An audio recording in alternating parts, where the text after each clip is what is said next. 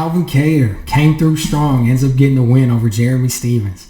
I was happy about that one. I was happy about him. If you'd seen any of the previous videos building up to UFC 249, I was mentioning that I was a Kattar fan. I wasn't exactly 100% sure that he was going to win. Obviously, Jeremy Stephens is no joke. He's not an easy out for any man in the division.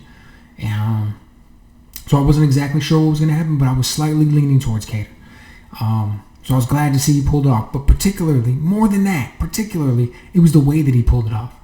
It was no secret. I was talking openly about it was really ultimately going to come down to the leg kicks. Okay, Calvin Kattar got tore up in past fights with leg kicks. If you look at his loss to Moicano, even though he beat Fishgold, he was getting tore up with leg kicks against Fishgold. I mean, he wasn't checking him at all. It was ugly. And I was saying, he's got great boxing. He's really physically talented. He appears to prepare as a true professional for his fights. However, he's not going to be able to make it to the highest echelon of the division if he can't check leg kicks. It's just too basic of a move. Guys are going to tear your leg kicks up. And I was just imagining what Volkanovski would be able to do to him. Right? He over the course of 5 rounds, game over. So, and he knew it. He had mentioned it, that it was a big deal, and the guys were telling him that they couldn't check him and they need to do something about it. So he comes out in this fight, and Jeremy Stephens is a good leg kicker, right? He's known for his power, and he's known in that right hand, and he's known for having good leg kicks. And it's one of the things I said. It's really all going to come down to that. And it played a big part in it, right? Kattar showed that he recognized that he was having some trouble with those leg kicks in previous fights, and he worked on them, and he checked some in this fight. Did he check them all or anything? No. And Jeremy Stephens landed some, and he landed them hard. Kattar also landed some leg kicks of his own. He showed that that's one of the things that he's doing. He's like, on the one hand, I'll play a little bit of defense by checking leg kicks. On the other hand, I'm going to start shooting leg kicks of my own, hopefully to discourage the other guy from shooting leg kicks, right? Because Calvin Kattar, I don't think is ever going to be the best leg kicker in the division. That's not where his strengths lie. He's never going to be out there like Edson Barbosa or a prime Jose Aldo or somebody like that, tearing people's legs up, even Justin Gaethje.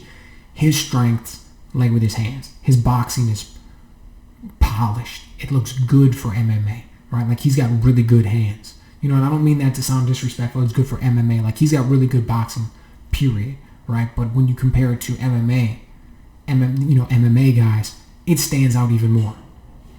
So I don't think that's where his strengths are. That's what he's always going to rely on. His leg kicking only needs to be good enough to get by, to work as an add-on for his boxing. It never needs to be the primary focus. And his defense needs to be good enough just to stop another guy's leg kicks and also allow him the opportunity to do things with his hands. For example, one of the best counters that I like, a guy shoots a leg kick, you counter with a straight right hand or a straight left hand, whatever, depending on your stance. But it's countering with that straight shot, which Kattar did a little bit of in this fight,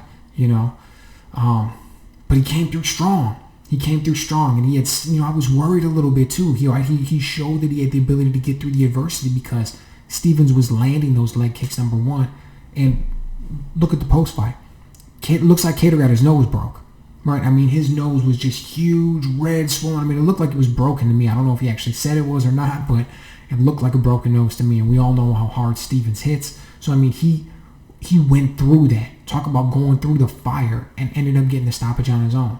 On top of that, the way in which he got the stoppage showed that he added a wrinkle to his game with that short elbow, right? So he would have been a time that he normally looks like when he came in that he would have landed the straight right. Instead, converts that into an elbow.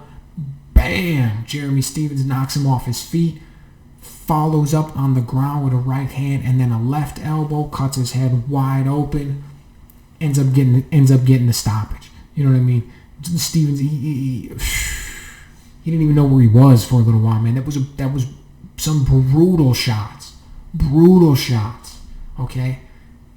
With that one, and Kattar said in his post-fight, with that one he wants a top 5, maybe a top 3 guy. I get it. Yeah, I can see him getting a top 5 fight with that one for sure. And then if he wins that, absolutely being in the discussion for a title fight, which is what I had mentioned earlier. I was like, 2021, I think, is when he gets his shot at the belt. He'll have one. Let's say he gets one more fight this year. Let's say he ends up winning that. That puts him in line for a shot in 2021. I mean, he's putting the division on notice with that. That he said, hey, I'm here now. I'm doing damage. I'm a big name, and I haven't even reached my full potential yet. Right? Guys like Holloway, guys like Volkanovski, guys like Brian Ortega. They need to worry about a guy like Calvin Kattar, man. He showed up last night. He showed that he is still improving, and he's bringing his A game. So it's going to be fascinating to see how he continues to improve in between this fight and his next, because I still think he hasn't topped out by any means. It's going to be interesting to see who they match him up against. Okay, because let's be honest, we haven't seen his jiu-jitsu really tested. He steps in there against a guy like Brian Ortega. Is he going to at least be able to defend against jiu-jitsu at that level? I don't know. But I'll tell you one thing, I'm fascinated to find out, right? Should be great. So let me know what you guys think down in the comments, what you thought about this fight, where you think he's going to be matched up, and what do you think his standing in the division is going forward.